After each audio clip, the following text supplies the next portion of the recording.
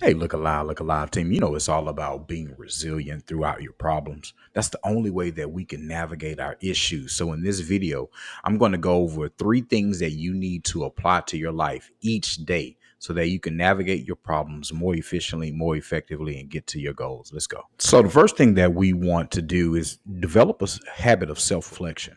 You know, self reflection is the ability to kind of analyze how you feel about things, what your values are, what you think, the things that really kind of make you tick, make you go, that really gives you that drive. Now, this self-reflection process is also being analytical about yourself. What did you do well? What didn't you do well? I call it the SWOT analysis of yourself. Once you do a SWOT analysis of yourself, you'll be able to find your strengths, weaknesses, opportunities, and threats that cause an emotional trigger. So during your day, you always want to take the time to sit down and self reflect. You always begin your journey by spending just a few times each day in self reflection by identifying and acknowledging your emotions without judgment. Never judge yourself based on the emotions that you feel, because we all feel certain amount of emotions, up, down, left, right. Some you might be like, wait, hold on, wait a minute.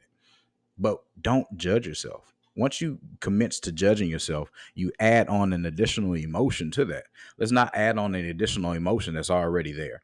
Whether it's a good emotion, whether it's a bad emotion, whether you're up, whether you're down, let's not add on to that emotion so that we can think more clearly and more effectively to get to our goals. It's all about navigating your problems and developing a resilient mindset. The second thing that we want to do is we always want to keep a journal. Now, some people don't actually document a journal, writing it down. I recommend that you do write it down. If you look in my office, I got notes everywhere, just writing it all down.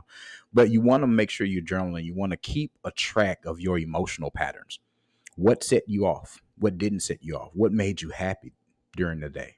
If we all trying to chase happiness, because never chase happiness. Happiness comes with happenings, and you end up doing something unproductive for that happiness. Let's not do things that's unproductive for that happiness. Let's keep focusing on the things that we need to do to get to the goals that we have to do. And by journaling, you're understanding your emotional patterns, what you're emotionally attached to. Some things we don't need to be emotionally attached to, and we need to cut those strings. But the only way to cut those strings is if you're documenting, journaling these emotional patterns. Write down the situations that set that trigger off, that set that emotion off, and reflect on how you responded to that particular situation. Was it a positive response? Was it a productive response?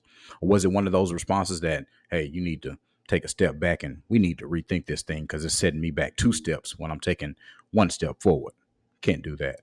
The third thing that you want to do at the end of your day, at the beginning of your day, just make sure you're doing it during your day to develop a resilient mindset, is you have to develop mindful practices. Now, mindful practices is incorporating mindful daily routines. I like to do the breathing treatment, the breathing methods, the 4x4 breathing method. You breathe in, count to four, breathe out, count to four. This allows your mind to be clear. Sometimes our minds get clouded. The amygdala gets clouded. It gets jacked by all these emotions that we're feeling. And the only way to kind of calm that down is to take a deep breath.